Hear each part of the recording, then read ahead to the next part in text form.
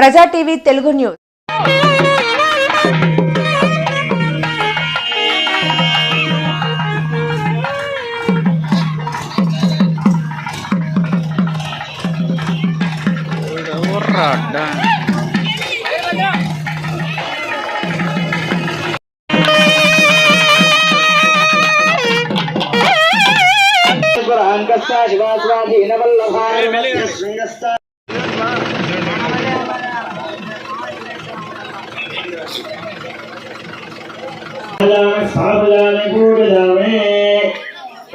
महाकाली महालक्ष्मी महासरस्वती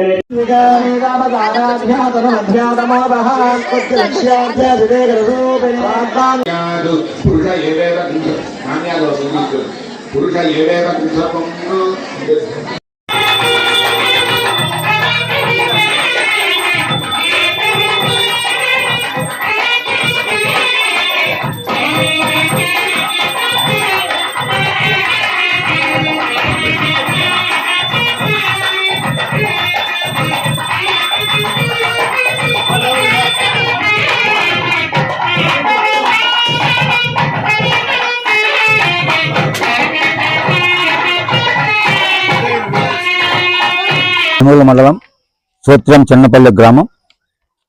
ఇది తిరుమల తిరుపతి దేవస్థానం వారి ఆర్థిక సహాయంతో సమర్థ సేవా ఫౌండేషన్ వారి ఆధ్వర్యంలో ఈ సీతారామాంజనేయ దేవస్థానం మొదలుపెట్టి దాదాపుగా 9 సంవత్సరాలు కావస్తుంది.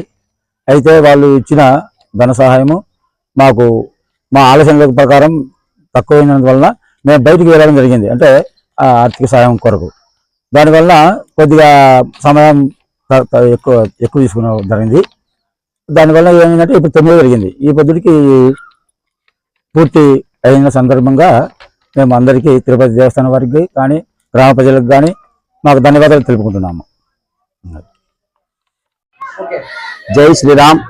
నంద్యాల జిల్లా కొలిమిగుండ్ల మండలము స్తోత్రం చెన్నంపల్లి గ్రామం అయినటువంటి ఈ గ్రామంలో తిరుమల తిరుపతి దేవస్థానం వారి ఆధ్వర్యంలో సమరసత సేవా ట్రస్ట్ వారి ఆధ్వర్యంలో చెన్నంపల్లి గ్రామ ప్రజలందరి ఆధ్వర్యంలో చుట్టుపక్కల గ్రామ ప్రజల సహకారముతో ఈ శ్రీ కోదండ రామాలయం దేవతా ప్రతిష్టా కార్యక్రమము జ్యేష్ఠ మాసము శుక్ల 10వ రోజున ప్రారంభమయ్యి గణపతి పూజ, వృత్తీకరణము, గోపూజ, ఫస్ట్ రోజు కార్యక్రమము జలాదివాసము, 2వ రోజు ధాన్యాదివాసము, అలాగే నవగ్రహ హోమాలు, గణపతి హోమాలు, శ్రీ సూక్త పురుసూక్త హోమాలు, అదే విధముగా సాయంత్రము 2వ రోజు సాయంత్రము ఆడవాళ్ళ చేత కుంకుమార్చనలు, అదే విధముగా జ్యేష్ఠ శుక్ల పంచమి రోజు శనివారము అనగా ఉదయం 8:15 మిథున లగ్నం నందు యంత్ర ప్రతిష్ట, అలాగే తదనంతరం బింబ ప్రతిష్ట, తదనంతరము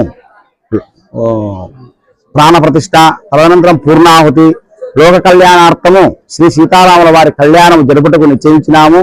అదే విధంగా ఈ ఊరిలో ఉన్నటువంటి గ్రామ పెద్దలు గ్రామ ప్రజల సహకారంతో ఎంతో అంగరంగ వైభవంగా ఈ కార్యక్రమాన్ని నిర్మించుతూ ఉన్నాము.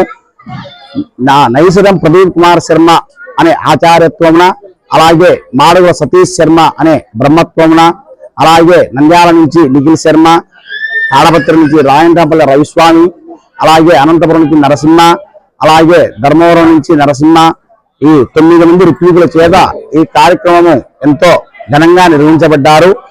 ఈ కార్యక్రమానికి ప్రతి ఒక్కరూ సహకరించినటువంటి వారందరికీ కూడా ఆ సీతారాముల లక్ష్మణ హనుమత్ స్వాముల వారి ఆశీస్సులు ఎల్లవేళలా ఉండాలని, అదే విధముగా ఈ గ్రామంలో కూడా పాడి పంటలతో ఆయుర ఆరోగ్యములతో ఎల్లప్పుడూ ఆపదామపహర్తారం ధాతారం సర్వసంపదాం లోకాభిరామం శ్రీరామం భూయో భూయో నమామ్యహం. శ్రీరామ రామ రామేతి రమే రామే మనోరమే సహస్రనామ తత్తుల్యం రామనామ వరాననే. స్తోత్రయం చెన్నపల్లి గ్రామం యందున 3 రోజుల యొక్క సపరివార సహితంగా సీతా లక్ష్మణ హనుమత్ సమేత కోదండ రామస్వామి వారి యొక్క ప్రతిష్టా కార్యక్రమము అంగరంగ వైభవోపేతంగా జరుగుతూ ఉన్నది. 9 మంది బ్రాహ్మణుల చేత గ్రామ ప్రజల యొక్క సహాయ సహకారముల చేత ఈ కార్యక్రమం అత్యంత వైభవోపేతంగా నిర్వహిస్తూ ఉండడం జరుగుతున్నది.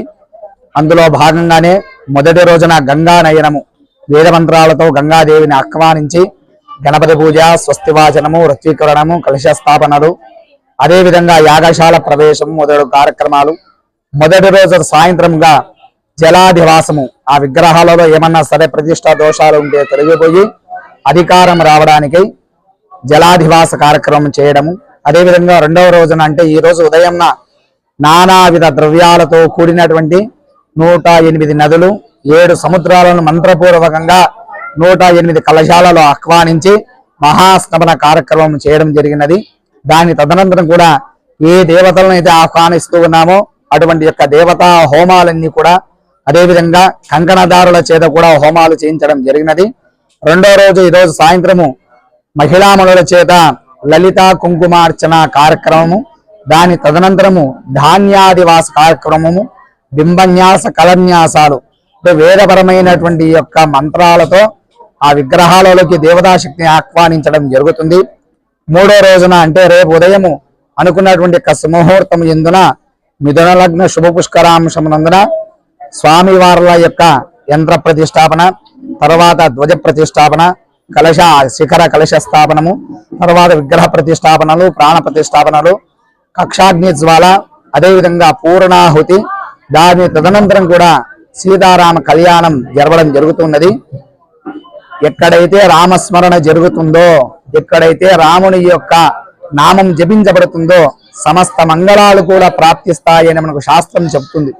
అటువంటి యొక్క రామ నామమైనటువంటి అధిదేవుడైనటువంటి సపరివార సహితంగా సీతా లక్ష్మణ హనుమత్ సహితంగా కోదండరామ స్వామి వారి యొక్క ప్రతిష్టను ఈ గ్రామం పెద్దలు అందరూ కూడా నిర్వర్తిస్తూ ఉన్నారు. ఇటువంటి యొక్క కార్యక్రమం చాలా విశేషమైనటువంటిది. ఎందుకంటే ప్రకృతం వా తిష్టయతీతి తిష్టః,